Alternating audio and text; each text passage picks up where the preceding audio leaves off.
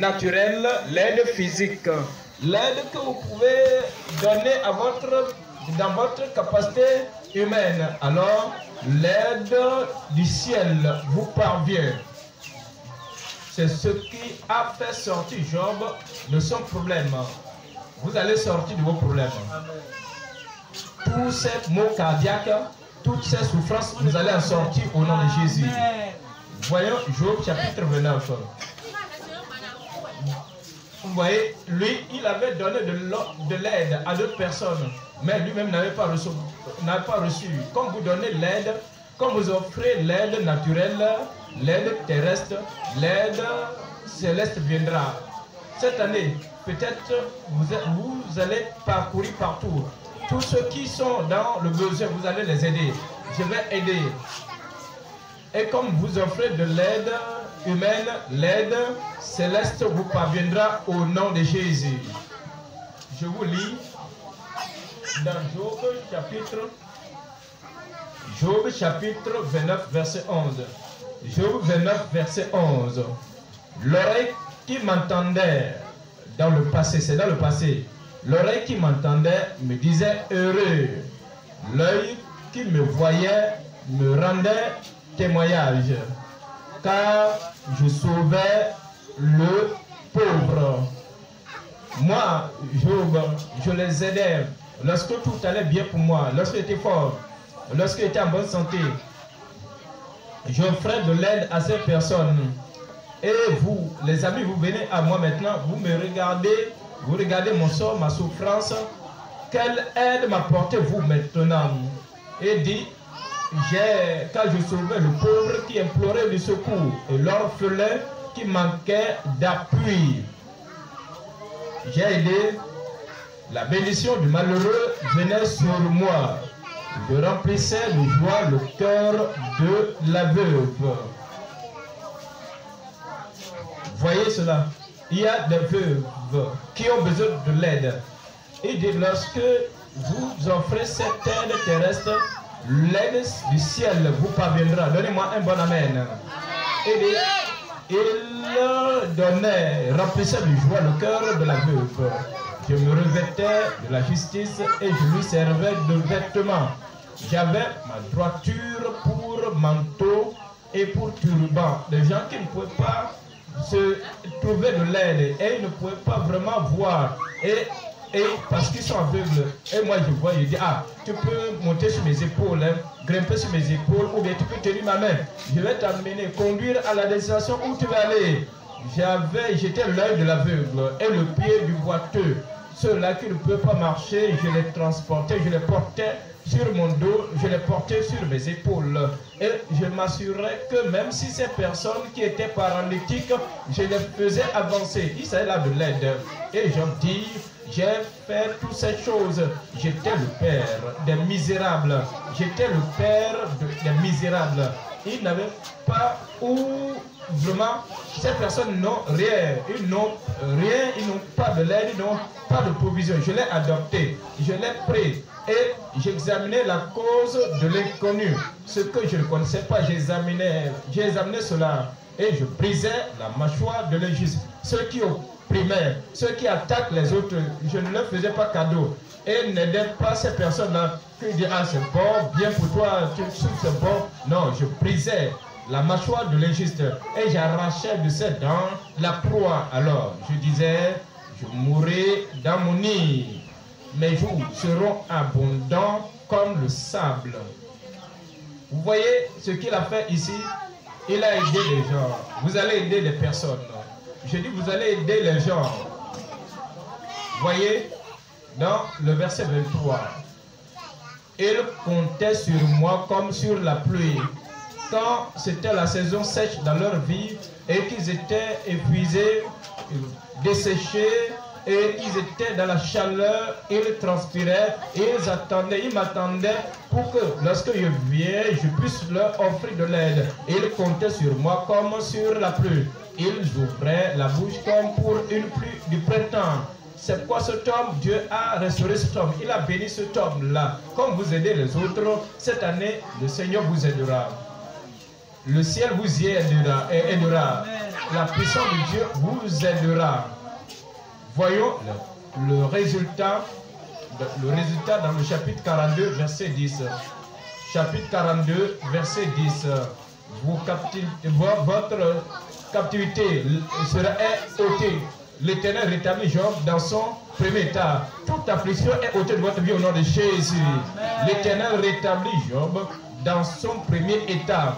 Voyez cela? Voyez ce point, voyez ce qu'ici. Quand Job eut prié pour ses amis, ces personnes avaient besoin du pardon. Il les a pardonnés. Ils avaient besoin de la compréhension, de l'intelligence, de donner de l'intelligence, de la compréhension. Ils avaient besoin d'être ramenés sur la bonne voie. Il y a des gens qui le critiquaient. Il y a des gens qui le condamnaient, qui le blâmaient. Il y avait des gens qui ne lui avaient offert aucune aide. Et le Seigneur dit, prie pour tes amis, mon cœur. Après, moi, je vais traiter avec eux. Mais Job dit non. Je vais prier pour eux, mais Dieu traite-les. Voilà ce que j'ai traversé. Et ils ont jeté toutes ces critiques, ces paroles de découragement sur moi. Et tu veux maintenant que je prie pour eux, afin que tu ne les traites pas. Je ne vais pas prier pour eux. Traite-les d'abord. Job n'a pas agi ainsi. Et il les a aidés. Pourquoi? Parce que lorsque vous offrez l'aide terrestre, l'aide du ciel vous parviendra. L'Éternel rétablit Job dans son premier état quand Job eut prié pour ses amis. Et l'Éternel lui accorda le double de tout ce qu'il avait possédé. Comme cela va s'accomplir dans votre vie. Proverbe chapitre 11. Proverbe chapitre 11, verset 24. Proverbe chapitre 11, verset 24. Ne traversez pas dans la vie en vous concentrant sur vous-même, en vous concentrant sur votre propre prospérité. Je vais avoir ceci, je vais avoir cela. Oubliez-vous vous-même pour un temps, l'aide, aider les autres, élever les autres, augmenter les autres, faites accroître les autres, rendez joyeux les autres, rendez heureux les autres. Amenez les autres à sentir qu'il y a une raison de vivre sur terre. Proverbe chapitre 11, verset 24. Tel qui donne libéralement devient plus riche.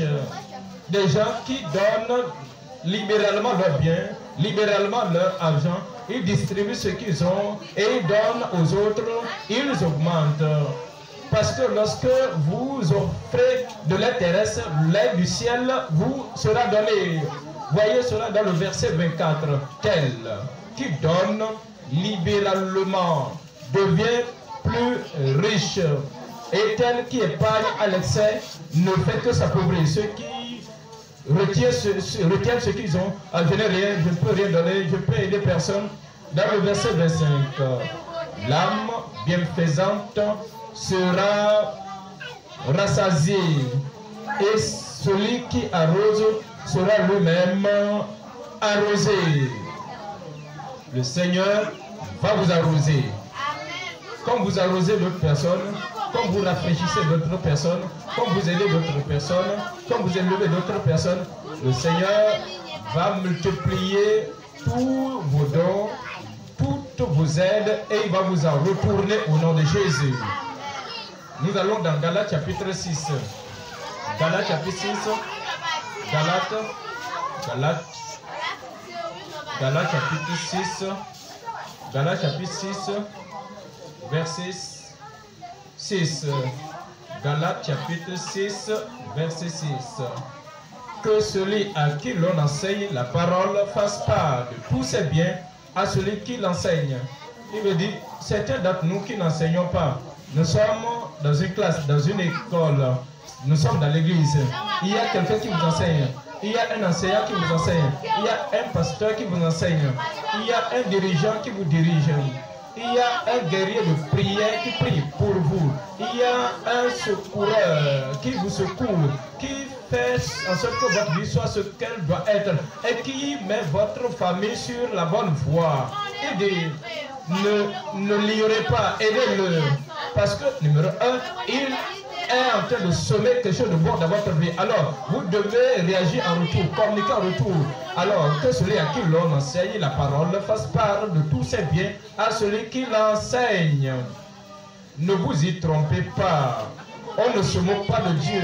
Ce que l'homme aura semé, il le moissonnera aussi.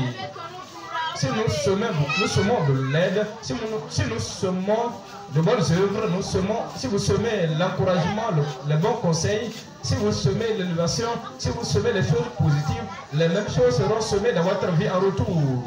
Celui qui sème pour sa chair moissonnera de la chair la corruption.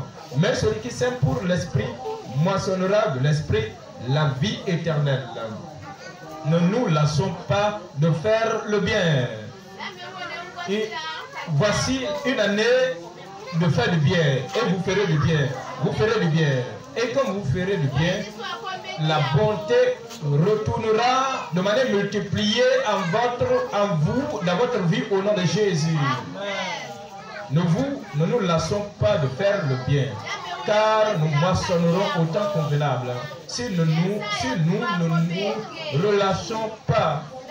Ainsi donc, pendant que nous en avons l'occasion, pratiquons le bien envers tous. Quelle opportunité! Quelqu'un est malade, quelqu'un est pauvre, quelqu'un est sans sous, quelqu'un est orphelin, quelqu'un est une veuve, quelqu'un est abattu, quelqu'un est découragé, quelqu'un est malade, quelqu'un est sans secours là-bas, dans la faiblesse. Aidez-les.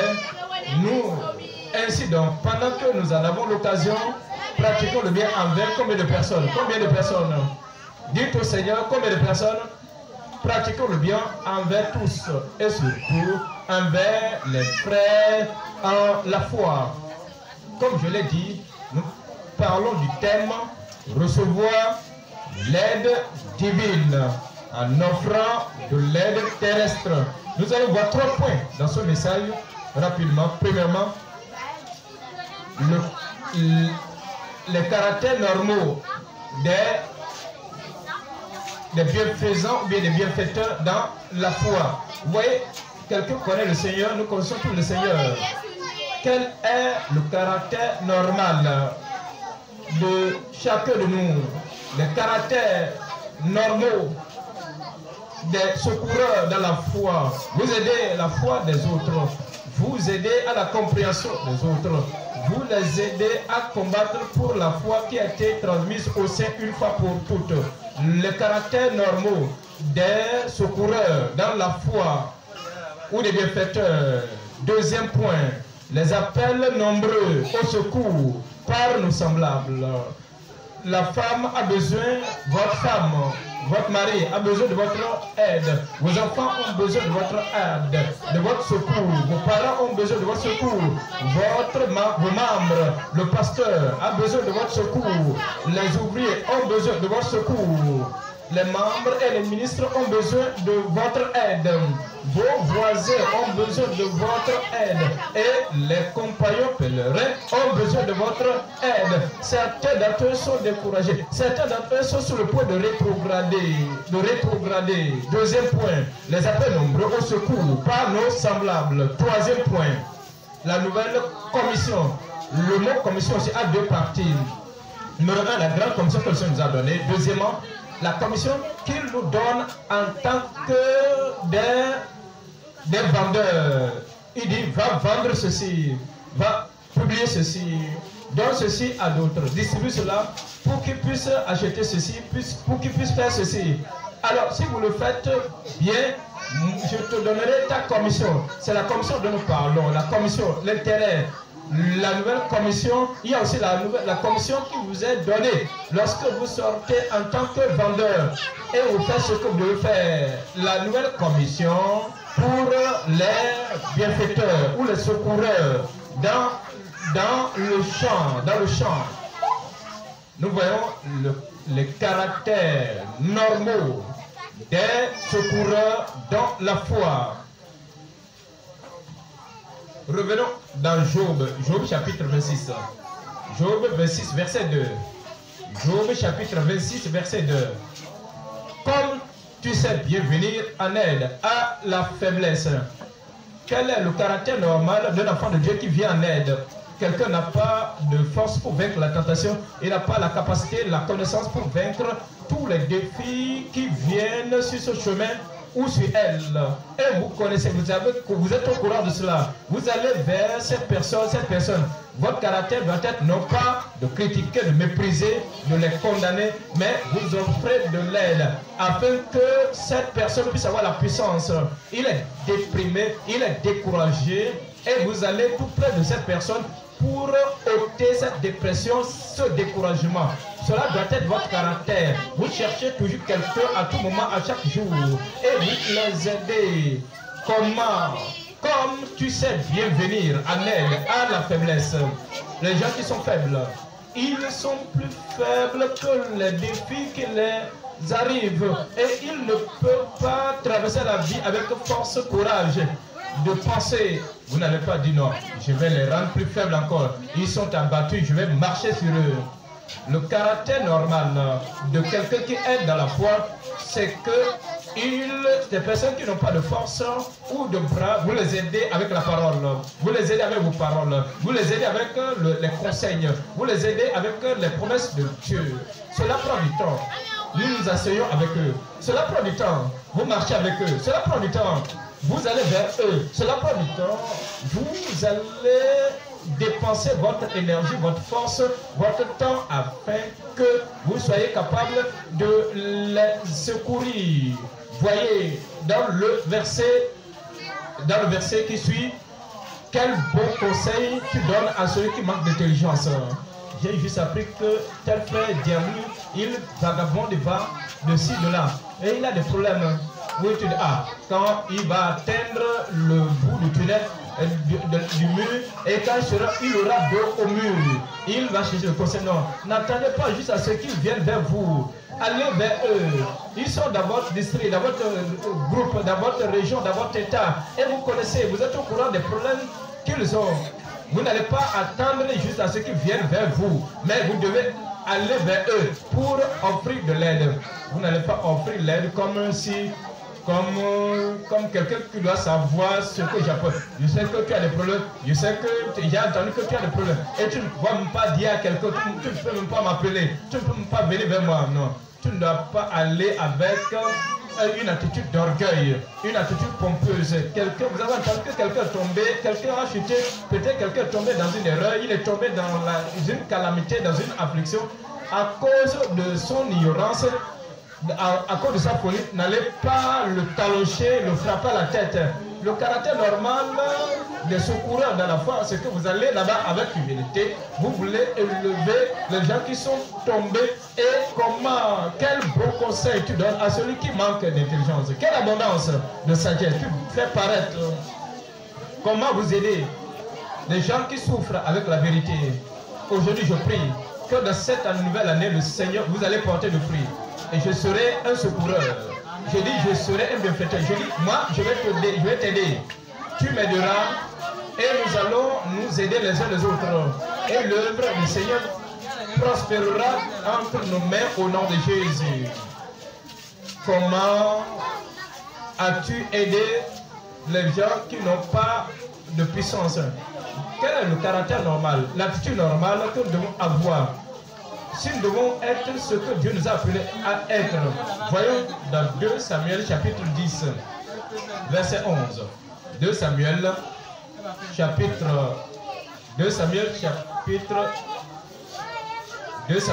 10, verset 11. 2 Samuel chapitre 10, verset 11. Il dit, si les Syriens sont plus forts que moi, tu viendras à mon secours. Et si les fils d'Ammon sont plus forts que toi, j'irai te secourir. Vous voyez les deux groupes qui parlent ici, qui discutent ici.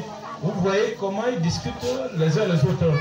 J'ai aussi mon fardeau à porter. Tu as aussi ton fardeau à porter. Je ne serai pas tellement égocentrique. Je ne veux pas regarder, je vais t'observer en portant mon fardeau. Si ton fardeau est plus lourd que toi, je viendrai. Oui, je vais porter sur mon fardeau. Lorsque tu vas m'observer, tu vois que vraiment, je suis sur le point de tomber sous mon poids lourd. Je viendrai pour t'aider. Alors, mon frère, ma soeur, ne soyez pas égocentrique. Ne soyez pas seulement concentré sur vous-même. Regardez moi aussi, si mon fardeau est pesant et que je ne peux pas porter, je n'ai pas besoin de vous appeler. Observez simplement, observez. Et si vous voyez que mon fardeau est plus lourd que ce que je peux porter, ne m'amenez pas, ne me critiquez pas, ne vous moquez pas de moi. N'allez pas partout, n'allez pas, ne sortez pas pour raconter partout pour cela. Il ne peut pas porter ses fardeaux.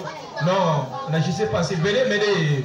Et je prie comme nous faisons les uns les autres, de voisin en voisin, de frère en frère, de sœur en sœur, de famille en famille. En cette année, personne ne tombera sous le poids lourd au nom de Jésus. Voyons le verset 11. Dans le verset 11, il dit, si les Syriens sont plus forts que moi, tu viendras à mon secours. Et si les fils d'Ammon sont plus forts que toi, j'irai te secourir. Vous allez secourir votre frère. Vous allez secourir votre soeur.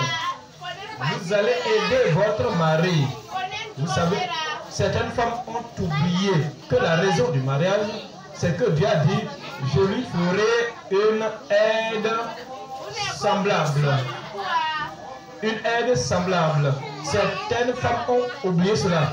Elles pensent que le mariage, c'est que je vais faire ma volonté, c'est 50%, en moitié, ceci doit se faire. Si je ne suis pas content, personne ne sera content dans la famille. Si je ne suis pas satisfait dans la famille, personne d'autre ne doit être satisfait dans la famille. Et vous savez, tu sais, si vous vivez ensemble pendant 1 an, si vous vivez ensemble pendant 3 ans, vous connaissez déjà ce que vous devez faire. Vous connaissez ce que vous allez faire pour que cela puisse ennuyer ou bien mettre mal à l'aise la famille. Si vous avez vécu pendant 3 ans, vous savez ce que vous faites et ça va déranger le mari. D'autres personnes ont oublié. Dieu a dit, je lui ferai une aide semblable pour lui. Vous êtes ensemble pour aider. Je prie que vous n'allez pas oublier. Les maris, nous n'allons pas oublier. Je n'entends pas les maris. Hein. Les femmes, nous n'allons pas oublier au nom de Jésus. Vous savez quoi? Vous savez quoi? La raison pour laquelle les ouvriers sont là, les ouvriers ont oublié qu'ils doivent aider le pasteur, qu'ils doivent secourir le pasteur. Si le fardeau est trop pesant, c'est ce que Dieu a dit à Moïse. Choisis 70 hommes sur lesquels je vais répandre mon esprit. L'esprit qui est sur toi, je vais prendre de l'esprit qui est sur toi pour le mettre sur eux, pour qu'ils puissent porter le fardeau avec toi. Il y a des ouvriers qui ont oublié que nous sommes là pour aider le leadership. Nous ne sommes pas là pour faire ce que nous voulons, ce qui ne passe pas la tête, et pour vraiment nous régir, pour vraiment nous faire plaisir. Si le dirigeant ne dit pas des choses qui nous plaisent, et s'il ne parle pas, s'il ne fait pas des choses en tant que nous voulons, alors nous allons rétablir, nous allons répliquer. Et alors, ils ont oublié quelque chose d'important. Nous devons offrir l'aide terrestre afin d'avoir de l'aide céleste. Nous allons dans Ecclésiaste chapitre 4. Ecclésiaste chapitre 4, verset 9. Ecclésiaste chapitre 4, verset 9. Deux valent mieux qu'un, parce qu'ils tirent un bon salaire de leur travail, de leur œuvre. Ils tirent un bon salaire. Si l'un tombe, l'autre relève l'autre. L'un relève l'autre. Voyons Ecclésiaste chapitre 4, verset 9. Deux valent mieux qu'un, parce qu'ils retirent un bon salaire de leur travail. Car s'ils tombent, leur relève son compagnon. Mais malheur à celui qui est seul et qui tombe sans avoir un second pour le relever. Nous aurons quelqu'un pour nous relever. Dieu vous donnera une aide semblable. Vous savez, lorsque vous traversez la vie et que vous avez quelque chose d'important à faire, vous ne pouvez pas le faire seul. Vous avez besoin des aides, des secoureurs. Job avait besoin de l'aide. Lorsque vous aurez besoin de l'aide, l'aide viendra. Lorsque d'autres personnes ont besoin de l'aide, tu viendras à leur secours et tu les secours, tu vas les secourir. Dites, je vais secourir. Dites-le bien, je vais secourir. Que cela retentisse dans votre subconscient, dans votre cœur. Je vais secourir. Dieu voit que tu aideras dans ta vie. L'aide ne vous dépassera pas. Vous n'allez pas rater l'aide, le secours. Voyez, tous ces amis de Job. Ah, je ne comprends pas comment quelqu'un peut être un ami et il ne prête pas d'aide, il ne prête pas un bras de secours, une main de secours, un coup de porte, un coup de main pour ses amis. Pendant que ses amis souffrent, l'ami qui continuait de souffrir, il le condamnait. L'homme disait, oh Seigneur, pourquoi je ne suis pas mort? Pourquoi je suis même venu? Pourquoi les gens sont venus pour féliciter ma mère lorsque je suis né? Pourquoi je ne suis pas mort quand j'étais né, bébé? Ils ont vu l'homme abattu, ils voyaient l'homme, le vieillard qui souffrait, qui a perdu tous ses enfants, ses filles, ses garçons, qui a perdu tous ses troupeaux, tous ses bétails. Ils ne peuvent même pas lui donner des paroles d'encouragement. Il y a des gens qui disent qu'ils sont des chrétiens. Leur chrétienté n'a pas de marque au ciel. Ils voient des gens qui souffrent, qui sont abattus. Tout le temps, ce qu'ils font, ils les rabaissent. Ils marchent sur eux, ils les foulent aux pieds. Même si l'homme est sur le point de mourir. Et en réalité, si l'homme est déprimé, il dit, ah, je vais mourir. Ah, tu veux mourir? Nous, on va t'aider à mourir. Et alors, il les fout le pied, il marche pour le tuer. Quel genre de personnes? Ces gens-là, même s'ils marchent sur toi, tu ne mourras pas. Je ne mourrai pas, mais je vivrai. En réalité, je serai encore un secoureur pour toi. Tu as dit, je serai un secoureur. Je serai un secours pour ceux qui refusent de m'aider. Alors Job a prié pour eux. Prie pour eux. Ils ont besoin de ta prière. S'ils ne peuvent pas prier pour toi, prie pour eux. Alors Job a prié pour eux. Sa souffrance a pris fin. Alors, c'est cette année, voici, c'est une année que tu dois faire. Les gens disent, ah, je prie. Et le problème est tout là. Ce que tu dois faire, tu dois commencer à aider les autres. Tu dois commencer par secourir les autres. Tu dois commencer par secourir les gens. Commence à prier pour les gens. Tous tes problèmes seront résolus au nom de Jésus. Voyons 1 Chronique chapitre 12. 1 Chronique 12, 16. 1 Chronique 12, 16 ou 15.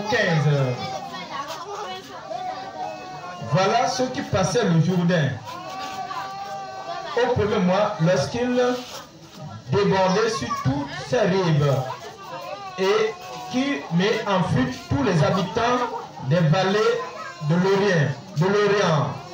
David sortit au devant d'eux et leur adressa la parole en disant, si vous venez à moi dans de bonnes intentions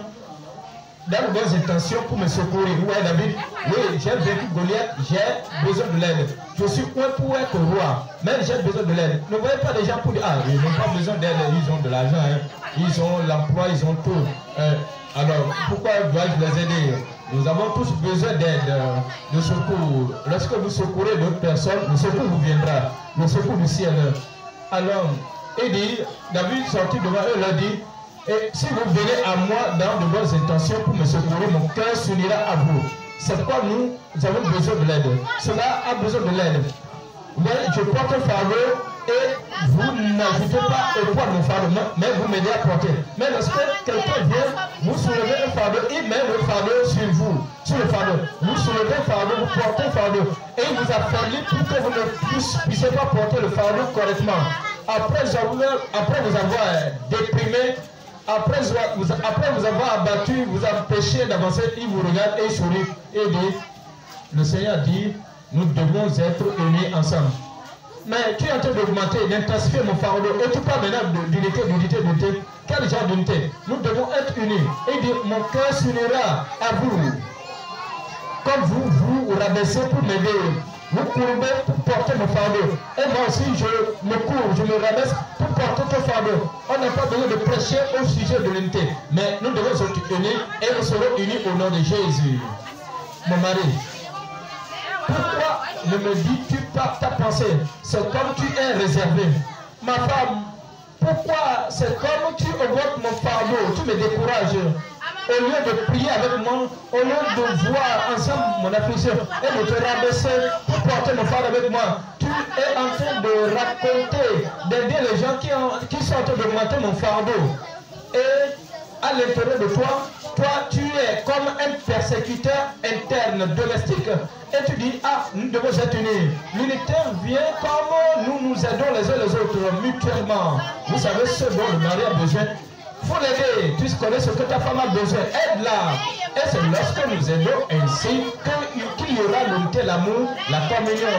Ce n'est pas que nous nous poussons les uns les autres, nous nous poussons les uns les autres au mur et nous détruisons presque toutes choses. Et vous détruisez le mari ou la femme. Et il ne pourra pas tenir, il tenait ferme. Avant que tu ne l'aies comme mari, avant que tu ne l'aies comme femme.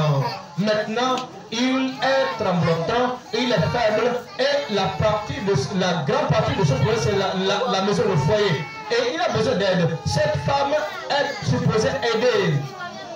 Mais elle pose la question, mon mari, même tu, oublie d'abord. Aidez-vous les uns les autres. Quand vous aidez, l'unité viendra. Je dis, l'unité viendra. David sortit. 1 Chronique chapitre 12, verset 17. David sortit au-devant d'eux et leur adressa la parole en disant, si vous venez à moi dans de bonnes intentions pour me secourir, mon cœur s'unira à vous. Mais si c'est pour me tromper au profit de mes ennemis, quand je ne commets aucune violence, que le Dieu de nos pères le voie et qu'il fasse justice. Verset 18. Amasai, l'un des principaux officiers, fut revêtu de l'esprit et dit, nous sommes à toi, David, et avec toi, fils d'Isaïe. Nous sommes à toi, David, et avec toi, fils d'Isaïe, paix, paix à toi, et paix à ceux qui te secourent, paix à ceux qui te secourent, paix à ceux qui te secourent. Je dis, paix à ceux qui me secourent, car ton Dieu t'a secouru. Mon Dieu m'a secouru. Et David les accueillit et les plaça parmi les chefs de la troupe. Parmi les chefs de la troupe. Levez les yeux ici et regardez-moi. David avait des batailles à mener. En réalité, la peur de David, c'était qu'il devait combattre les Philistins. Maintenant, les batailles qu'il devait mener, il avait besoin des armées, des capitaines, des chefs d'armée. Voyez ces chefs. Peut-être que ces chefs étaient venus et ils disaient, à nouveau, vous êtes des chefs, des dirigeants, des principaux chefs, des officiers. Est-ce que vous venez pour m'aider? Ou bien vous venez pour m'empêcher, pour me bloquer? Ne parlez pas de ça. Peu importe ce que nous voulons faire, nous allons le faire. Mais seulement, rassure-toi que tu nous choisis pour être des principaux. Cela aurait été insensé de la part du roi David de choisir quelqu'un qui va l'empêcher, quelqu'un qui va le détruire, quelqu'un qui va se joindre aux Philistins pour le défaire, pour l'abattre et le détruire. Et fait de lui il dit, avant de faire de cette personne chef, tu dois te rasseyer. Est-ce que tu veux m'aider à faire la volonté de Dieu, pour accomplir la volonté de Dieu? Il dit, oui, nous voici, nous sommes là pour t'aider. Si seulement c'est alors qu'il pourra faire des chefs de l'armée. Comme nous confions les choses cette année, ne cherchez pas l'opportunité. Je vais être un capitaine, je vais être un dirigeant, un gouverneur, je vais diriger tel senseur. La question essentielle à vérifier dans votre cœur, est-ce que vous venez pour nous aider? Si vous venez pour nous aider, tout ce dont vous avez besoin, nous allons vous en donner. Si vous venez pour empêcher, pour bloquer, Dieu va vous ôter, va vous déplacer de là. De ce que vous n'allez pas détruire l'armée du Seigneur au nom de Jésus. Donnez un bon amen. Voyons Romains chapitre 16. Romains chapitre 16. Romains 16. Romains 16. Verset 3 et verset 4. Romains 16. Verset 3. Saluez Prisca et Aquilas, mes compagnons d'œuvre en Jésus-Christ. L'apôtre Paul dit, je peux vous le dire, le confirmer. Je ne peux pas être là où je suis, parvenir où je suis, je n'ai pas de secoureurs, des mains de secours. L'apôtre Paul, oui, je suis un apôtre, oui, je prie, oui, je connais la parole. C'est vrai, je prophétise. C'est vrai, je parcours pour évangéliser. Mais vous savez, je n'ai jamais pu être là où je suis si je n'avais pas mes secoureurs dans la foi. Nous devons comprendre cela. Peu importe la foi de quelqu'un, peu importe combien puissant, combien versatile un homme peut être, tout homme, chacun a besoin d'aide. Tu as besoin d'aide. Tu as besoin de secours. Et nous allons nous secourir les uns les autres. Tu n'es pas prêt à aider? Relisons Romains chapitre 16, verset 3. Saluez Prisca et Aquilas, mes compagnons d'œuvre en Jésus-Christ. Qu'avaient-ils fait? Verset 4. Qui ont exposé leur tête pour sauver ma vie. Qui ont exposé leur tête pour sauver ma vie. Et ce n'est pas moi seul qui leur rend grâce. Ce sont encore toutes les églises des païens. Voyez le verset 5. Salut aussi l'église qui est dans leur maison. Lorsqu'on cherchait à construire l'église ou adorer, Aquila, même sans leur demander, ils aidaient déjà beaucoup en exposant leur tête pour la peuple. Et toute l'église savait cela. Et ils disent, ah, nous n'allons pas prendre leur secours à la légère. Ah, on ne veut plus les déranger. Mais ils ont dit non, notre maison est disponible. Vous pouvez venir dans notre maison pour adorer dans notre maison. Je prie que cette sorte de disposition, que le Seigneur nous donne cela cette année au nom de Jésus. Deuxième point, les appels nombreux au secours par nos semblables. Les appels nombreux au secours par nos semblables. Nous voyons Actes des Apôtres, chapitre 16. Actes des Apôtres, chapitre 16, verset 9. Actes, chapitre 16, verset 9. Pendant la nuit, Paul eut une vision.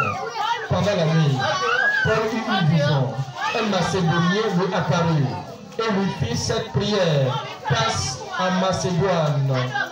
Secours-nous. Tu as passé assez de temps à Antioche. Passe à Macédoine. Secours-nous. Tu as donné tout ce que tu avais à Jérusalem. Nous sommes aussi dans le besoin de l'évangile. Passe à Macédoine. Secours-nous.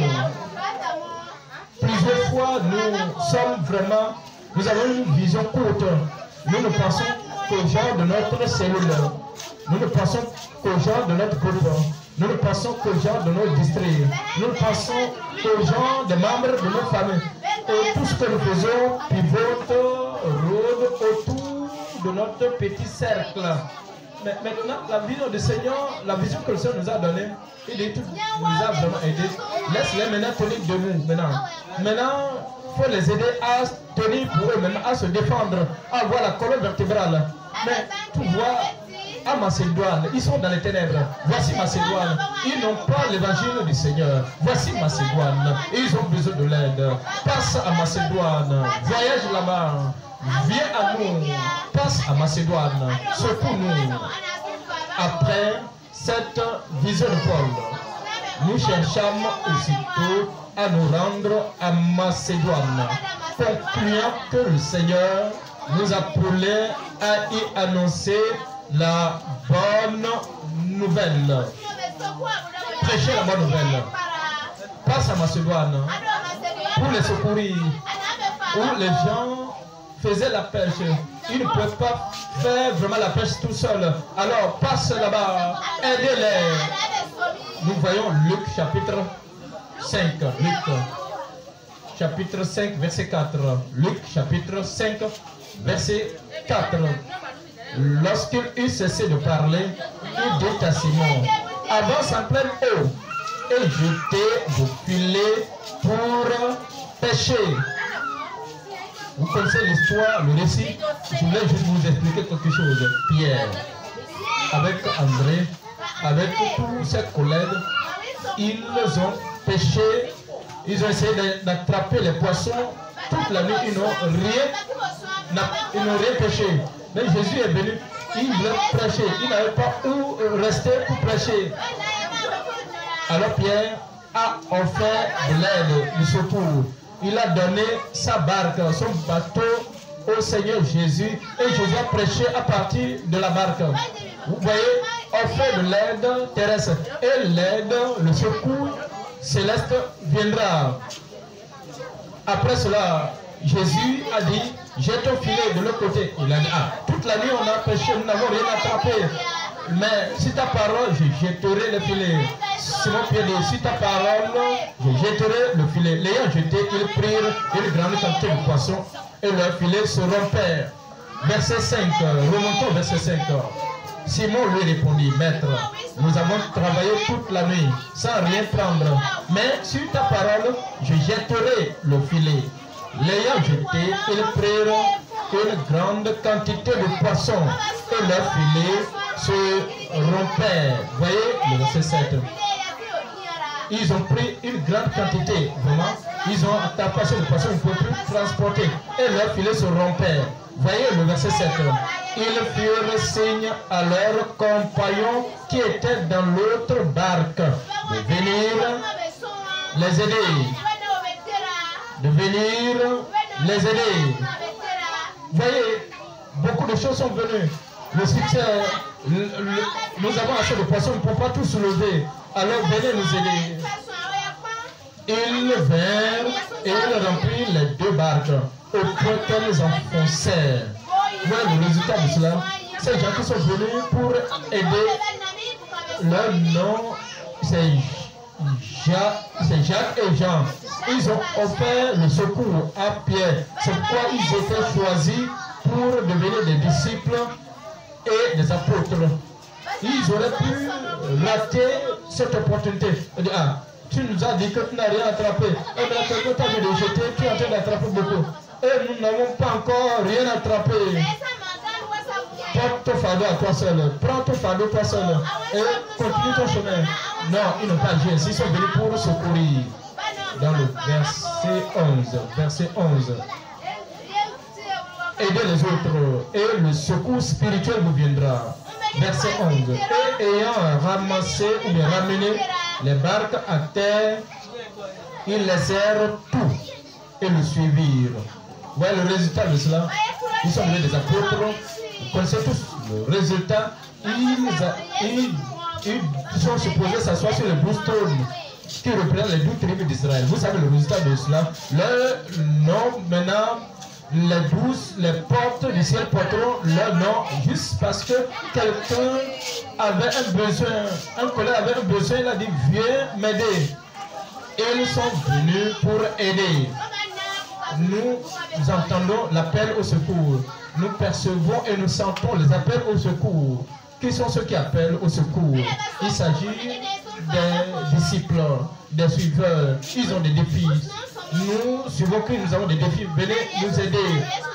Numéro 2, c'est le troupeau qui appelle au secours. Le troupeau de Christ, le peuple de Dieu. Nous avons besoin de l'aide. Viens, passe nous aider, passe nous aider. Ne viens pas pour nous empêcher, pour nous bloquer, ne viens pas pour nous critiquer, ne viens pas pour nous disperser tout ce qui est là, ne viens pas pour nous décourager, ne viens pas pour nous aveugler, ne viens pas pour nous dominer. Viens, passe à Macédoine, passe pour nous aider, passe pour secourir le troupeau de Dieu. Le troupeau de Dieu a besoin de l'aide. C'est les fidèles. Le troisième élément, c'est les fidèles. Il y a des gens qui sont fidèles, mais leur fardeau devient de plus en plus pesant chaque jour. Et comme nous suivons le Seigneur, vous nous voyez, nous devenons un peu lents, ralentis. Nous ralentissons parce que le fardeau devient nous, le chemin devient plus rocailleux, mais nous sommes demeurés fidèles. Viens, passe nous aider, passe aider, secourir les fidèles. Le point suivant passe pour secourir les pécheurs. Et comme nous rassemblons les âmes dans le royaume, nous avons besoin des gens qui vont prendre soin, des gens qui vont pousser, qui vont aider les convertir, pour les amener aux endroits indiqués pour qu'ils ne repartent pas.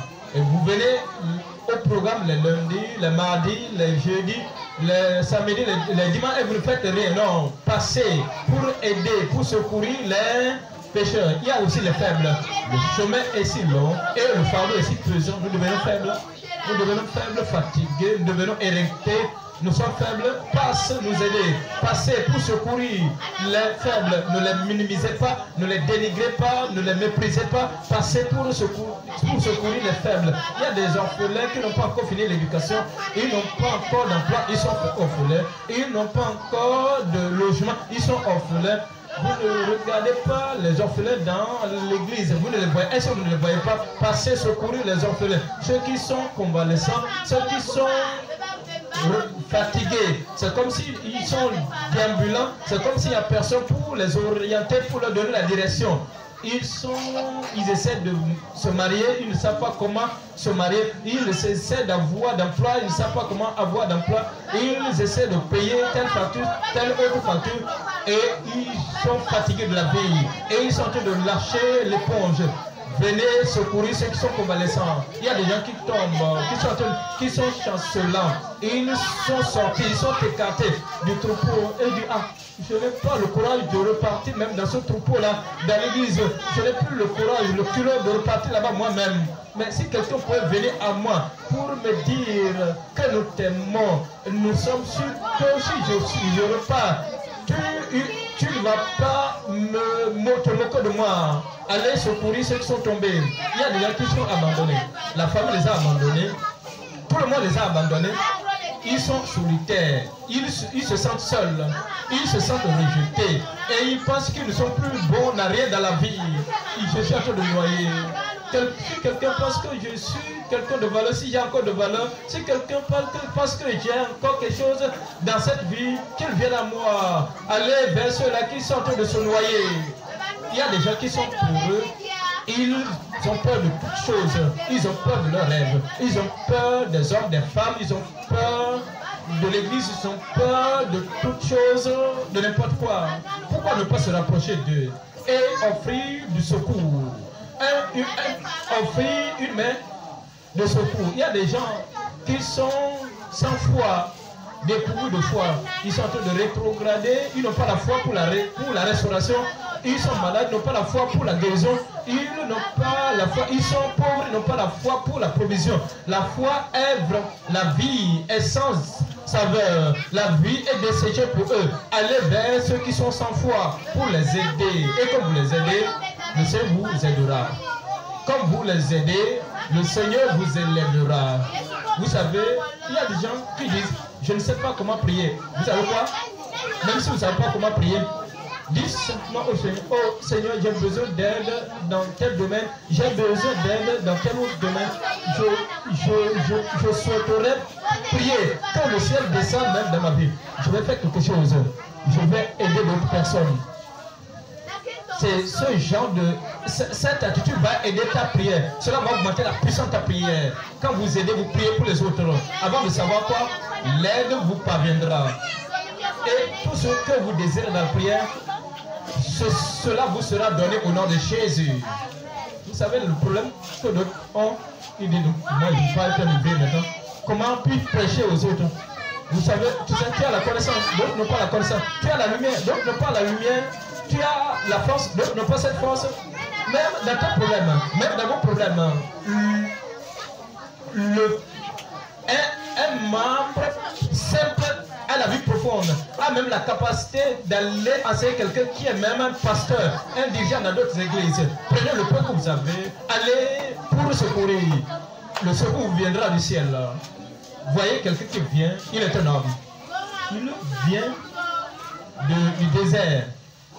Et comme il s'approche de la ville, il voit une femme qui rassemble des petits bois juste pour préparer son dernier repas afin de manger avec son fils pour mourir.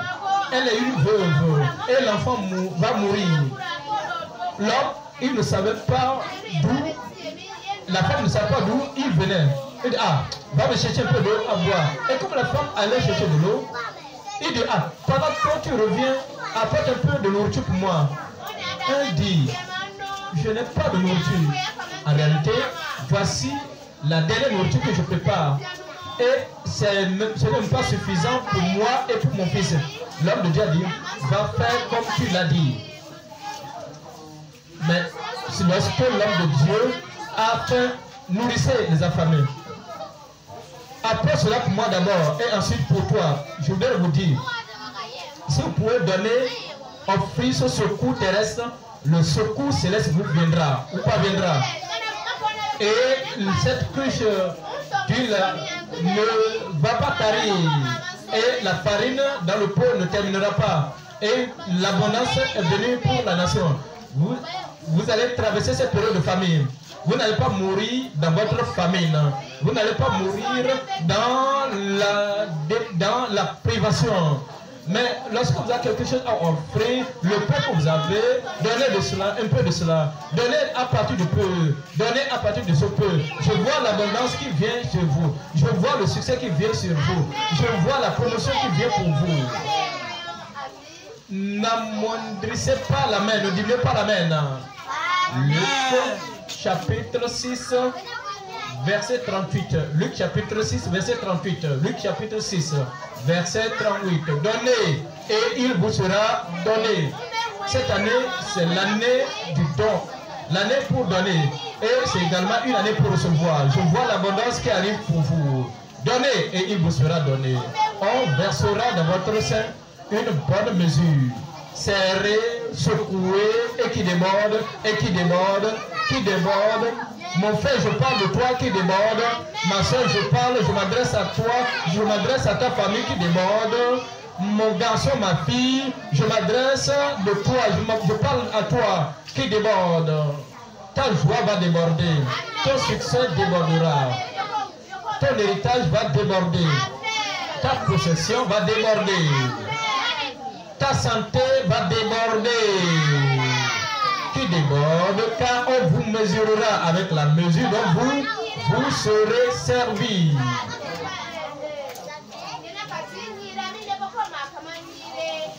Donc vous serez mesuré. La mesure dont vous mesurez, vous serez vous serez asservi. Le Dieu Tout-Puissant sera votre secours. De grands miracles, de grande abondance dans votre vie. Troisième point. La nouvelle commission pour les secoureurs dans le Seigneur. La nouvelle commission pour les secoureurs dans le Seigneur. 1 Samuel chapitre 30. 1 Samuel chapitre 30. 1 Samuel. Ne regardez pas mon visage. Regardez la Bible. Je voudrais vous montrer quelque chose. Cette année, Dieu vous bénira. En cette année, l'abondance viendra dans votre vie. Nous sommes dans 1 Samuel chapitre 30. 1 Samuel chapitre 30. En réalité, je voulais lire tout le chapitre, mais je vais vous épargner le temps.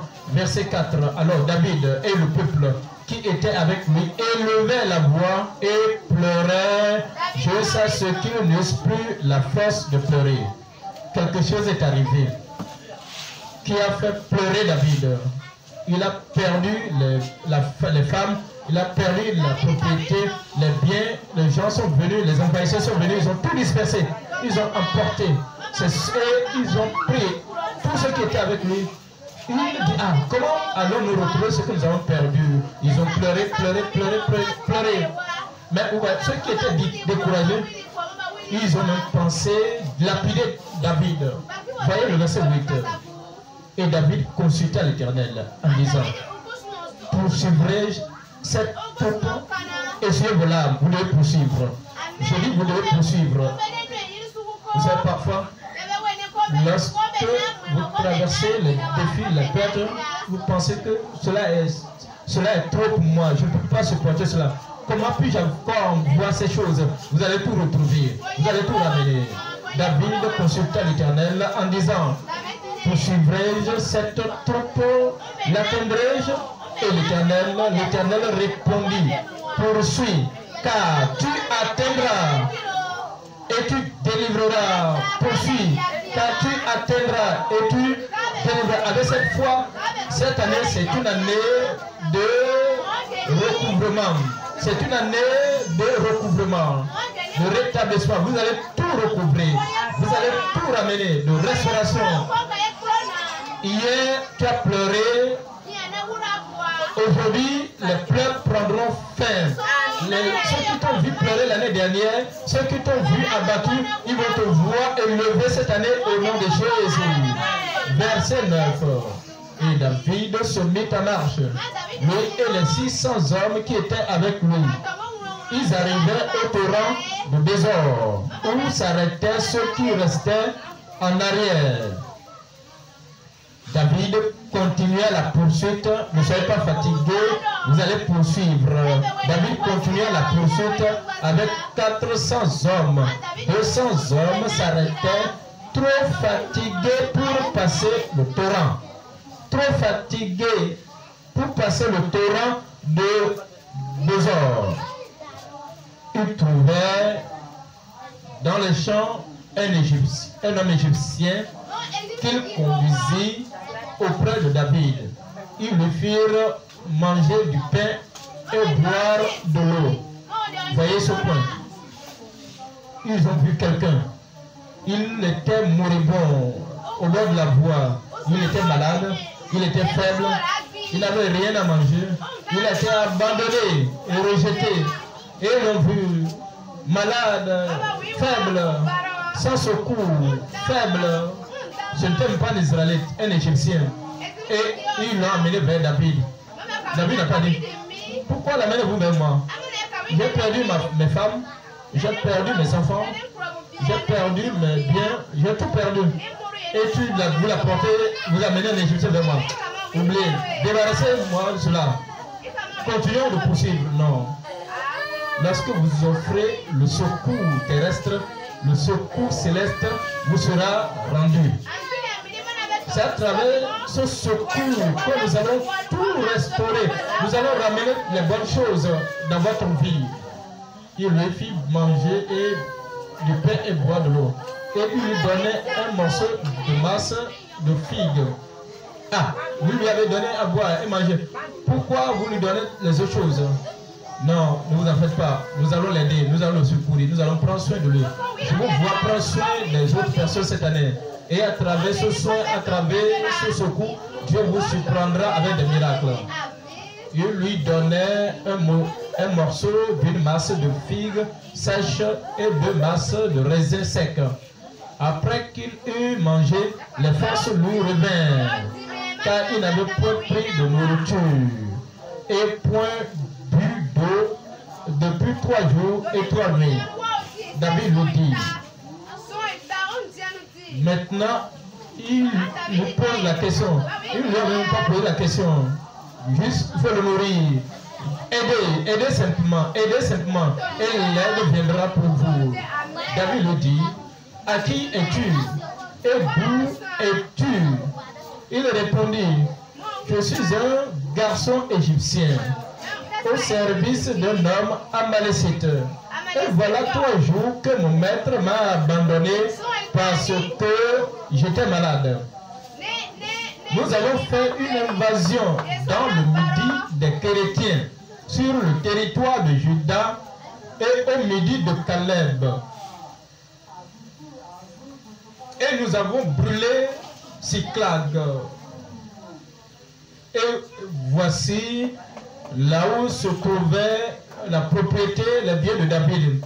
David lui dit, veux-tu me faire descendre vers cette troupe? Et il répondit, jure-moi par le nom de Dieu que tu ne me tueras pas et que tu ne me livreras pas à mon maître. Et je te ferai descendre vers cette troupe. Il lui servit ainsi de guide. Et voici, les Amalécites étaient répandus sur toute la contrée, mangeant, buvant et dansant à cause du grand butin qu'ils avaient enlevé du pays des Philistins et du pays de Juda. David est parti depuis l'aube du jour jusqu'au soir du lendemain. Et aucun d'eux n'échappa, excepté 400 jeunes hommes qui montaient sur des chevaux, des chameaux et s'enfuirent. Verset 18. David, dites-moi. David, dites-le moi. David, dites-le à haute voix. Mettez votre nom là. Je dis, mettez votre nom là. Que le ciel fasse un décret vous concernant. David sauva tout. Vous allez tout sauver. Je dis, vous allez tout sauver. Vous voyez le verset 19. Il ne leur manqua personne, ni petit ni grand, ni fils ni fille, ni aucune chose du butin, ni rien de ce qu'on leur avait enlevé. David ramena tout. Est-ce que vous pouvez le dire encore? David ramena tout. Vous êtes sage, vous mettez votre nom. Matthieu ramena tout. Vous avez tout ramené au nom de Jésus. Mais souvenez-vous, le secours du ciel est venu parce qu'il a donné le secours terrestre. Deutéronome chapitre 33. Deutéronome 33. Maintenant vous allez tout ramener. Deutéronome 33, verset 3. Deutéronome 33, 3. Oui, et aime les peuples. Tous ces saints sont dans ta main et se sont tenus à tes pieds. Ils ont reçu tes paroles. Est-ce que vous avez reçu la parole de Dieu aujourd'hui? Verset 25. Verset 25. Verset 25. Deutéronome chapitre 33, verset 25. Que tes verrous soient de fer et des reins, et que ta vigueur dure autant que tes jours. Nul n'est semblable au Dieu d'Israël. Il est porté sur les cieux pour venir à ton aide. Il viendra à ton secours. Il t'aidera. Il est avec majesté porté sur les nuées. Le Dieu d'éternité est ton refuge, et sous ses bras éternels est une retraite. Devant toi, il a chassé l'ennemi, et il a dit, extermine, extermine. Israël est en sécurité dans sa demeure. La source de Jacob est à part, dans un pays de blé et de mou, et son ciel distille la rosée. Le ciel va porter des besoins rafraîchissants dans votre vie au nom de Jésus. Que tu es heureux, Israël, qui est comme toi, un peuple sauvé par l'Éternel, le bouclier de ton secours et l'épée de ta gloire. Il est le bouclier de ton secours et l'épée de ta gloire. Tes ennemis feront défaut devant toi. Amen. Tes ennemis feront défaut devant toi. Amen.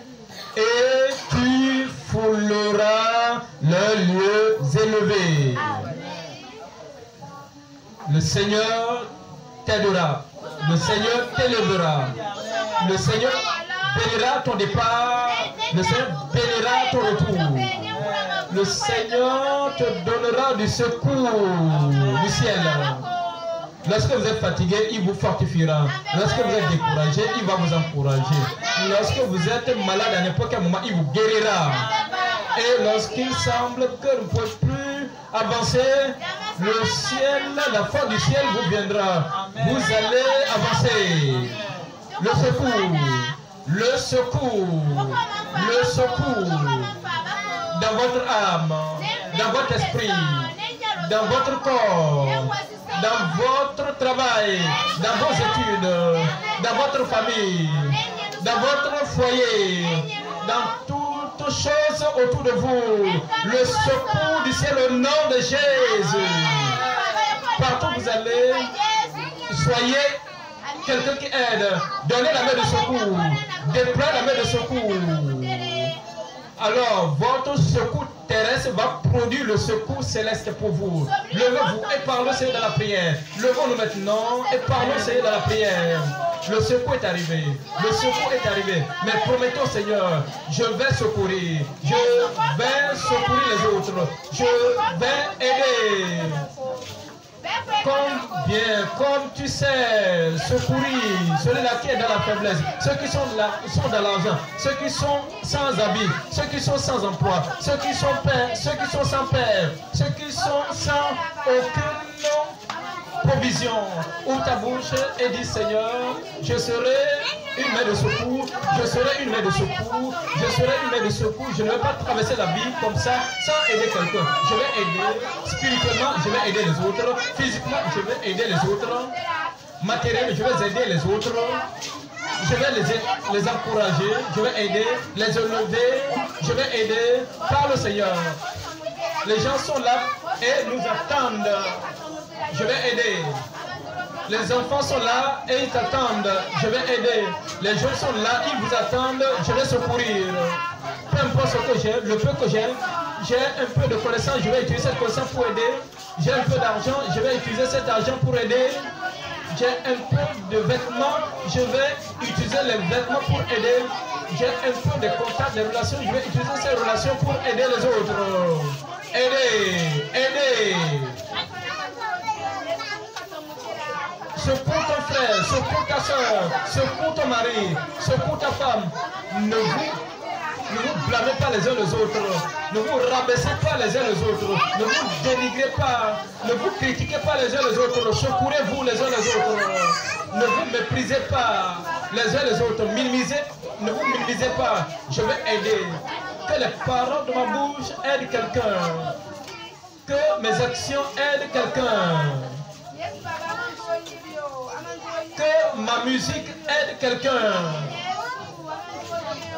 Que mon instrument aide quelqu'un. Que mes dons aident quelqu'un. Que ma direction aux aveugles aide quelqu'un. Que mes conseils puissent aider quelqu'un. Que mes enseignements, que mes prédications aident quelqu'un. Aidez. Secours. Secourez ceux qui sont faibles. Secourez les abattus. Secourez ceux qui sont fatigués. Secourez ceux qui sont en train de rétrograder. Secourez ceux qui sont en train de tomber. Secourez. Secourez ceux qui sont sans sous et pauvres. Secourez. Vous les voyez mourir à côté de vous. Aidez quelqu'un. Secourez quelqu'un. Secourez ceux qui sont élevés. Aidez aussi, secourez ceux qui sont au plus bas de l'échelle. Aidez les hommes, les femmes. Aidez les femmes, les hommes. Aidez quelqu'un. Sur le plan physique, secourez-les. Spirituellement, secourez-les. Vous avez la connaissance, ils n'ont pas la connaissance. Aidez-les avec cette connaissance. Vous avez la sagesse, ils n'ont pas cette sagesse. Aidez-les avec cette sagesse que vous avez. Ils sont nus, dénudés, ils ne sont pas habillés. Aidez-les. Ils sont affamés, ils ont besoin de nourriture. Aidez-les.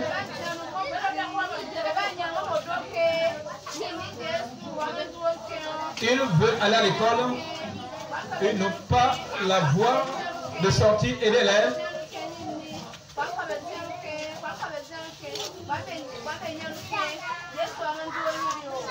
Ils veulent tenir ferme, être fort, mais ils n'ont pas assez de force ni d'épines dorsales. Aidez-les. Ils veulent sortir de cette vie de compromission, mais ils sont tremblotants. Aidez-les.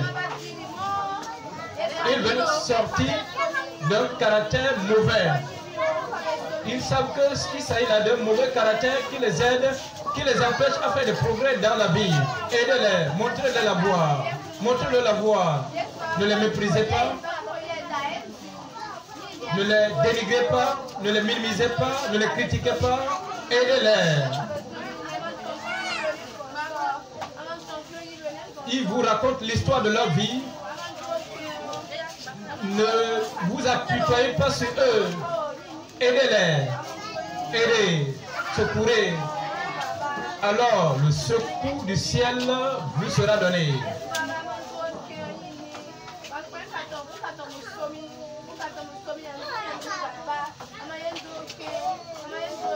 Rafraîchissez leur vie. Bénissez leur vie. Aidez-les.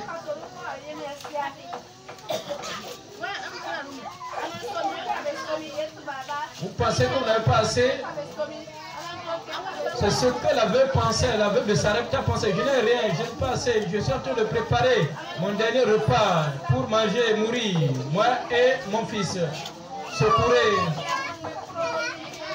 Préparez une part pour Élie. Et ensuite le secours du ciel viendra. Le secours céleste. Aidez-les.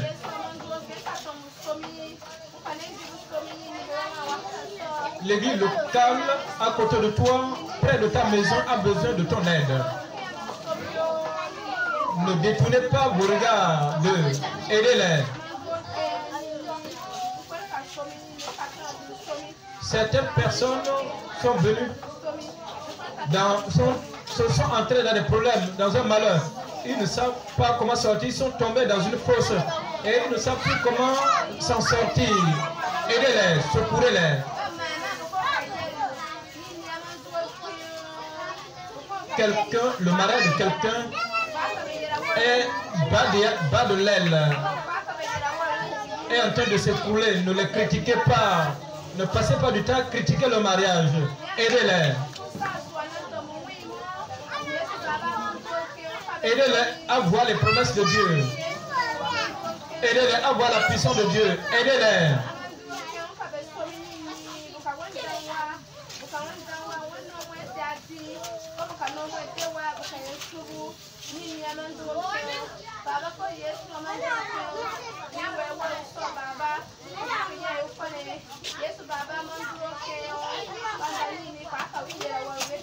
Aider quelqu'un à faire le progrès.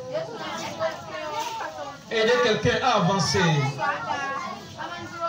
Et relever ses mains affaiblies de Moïse. Aider.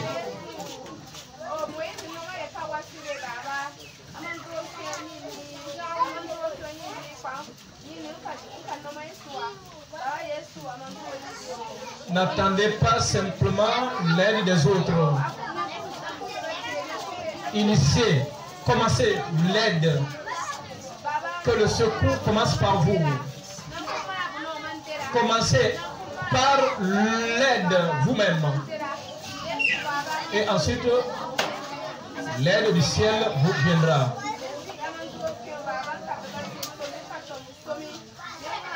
Prenez l'engagement à vie pour le Seigneur.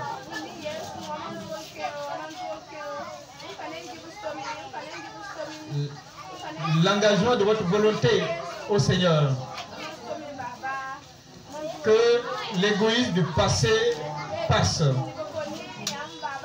Manger tout ce que j'ai tout seul, dépenser tout ce que j'ai tout seul, porter tout ce que j'ai tout seul. Tout cela est passé. Il y a des gens qui sont moins privilégiés dans la vie. Que tu ne les aidez-les. Prenez l'engagement que vous allez aider.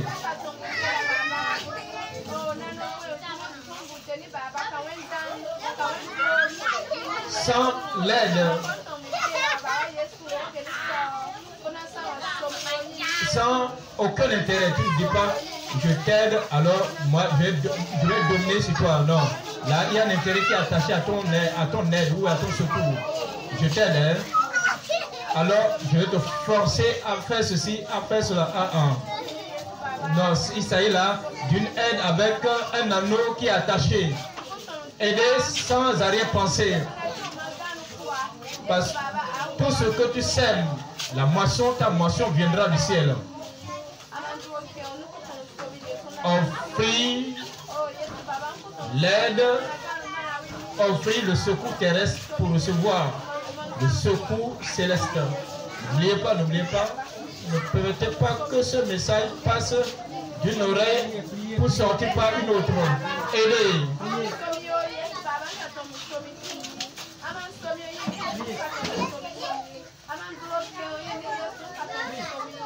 pas simplement de l'aide naturelle. Dites au Seigneur de vous donner la grâce pour que vous puissiez aller au-delà de la force naturelle dans votre manière d'aider les gens. Aller au-delà de l'homme naturel, de la femme naturelle. Juste à ce que la grâce de Dieu devienne superlative dans votre vie.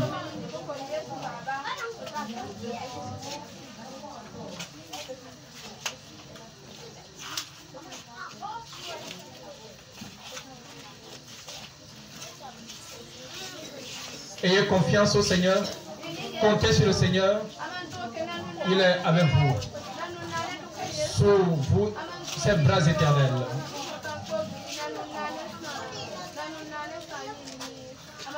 Ne soyez pas neutre. Quand vous voyez d'autres personnes dans le besoin, je ne les hais pas, je ne les empêche pas, je ne les critique pas. Tout cela, c'est négatif. Je ne le fais. Que fais-tu? Que fais-tu pour secourir?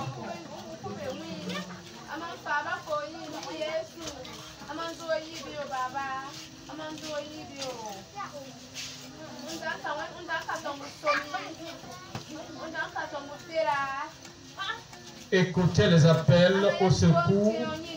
Passe à Macédoine. Secours-nous.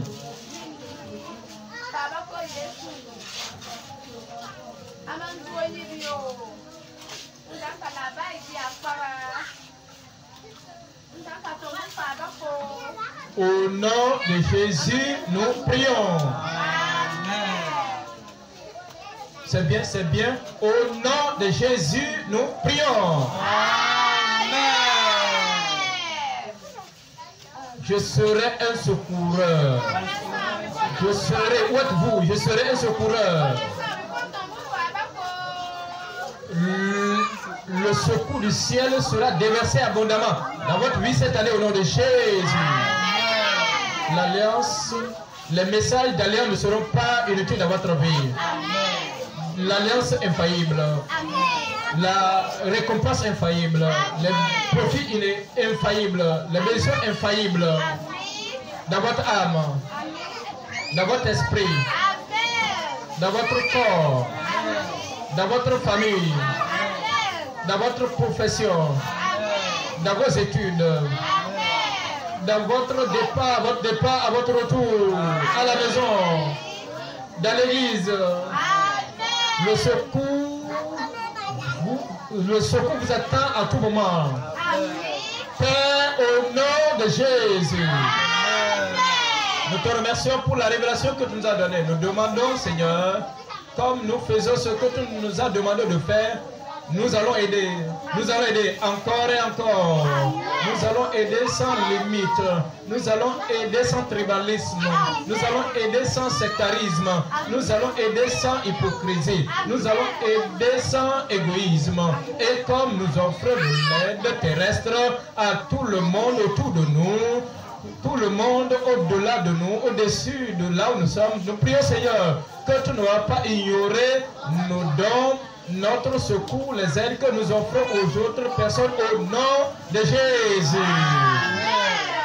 Seigneur, l'ensoleillement du ciel, la pluie du ciel, les bénédictions du ciel, les bénéfices du ciel, l'aide, le secours du ciel viennent pour chacun au nom de Jésus. Tu ne continueras pas à crier. Tu ne vas pas continuer à pleurer. Tu ne continueras pas dans la pauvreté. Tu ne continueras pas dans la vie d'orphelinat. Tu ne vas pas continuer à être sans aide. Le secours est venu. Le secours est venu. La grâce de Dieu sera multipliée dans toutes les vies. Le secours du ciel sera multiplié dans toutes les vies. Les bénédictions d'en haut seront multipliées dans toutes les vies. Lorsque vous êtes faible, là vous êtes faible, soyez maintenant fort au nom de Jésus. Lorsque là vous êtes malade, soyez guéris au nom de Jésus. Là vous avez été opprimés, soyez délivrés au nom de Jésus. L'aide venant du ciel sur vous. Le secours que le Seigneur envoie du ciel sur vous. Amen. Dès maintenant et pour toujours. Jusqu'à la fin de l'année, jusqu'à la fin de votre vie, le secours du ciel vous viendra au nom de Jésus.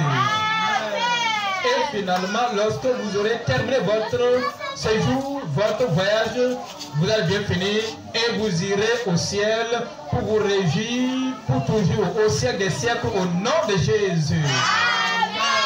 Le secours. Le secours. Le secours. De tous les côtés venant du ciel, le secours sur vous. Le secours sur vous. Le secours devant vous. Le secours derrière vous.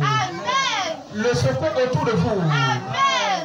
Vous n'allez jamais manquer de secours. Le secours du ciel au nom de Jésus. Seigneur, confirme ce secours céleste dans la vie de tout le monde. Au nom puissant de Jésus, j'ai prié. Un autre Amen. Que j'entende un Amen dont je vais me rappeler pour le restant de ma vie.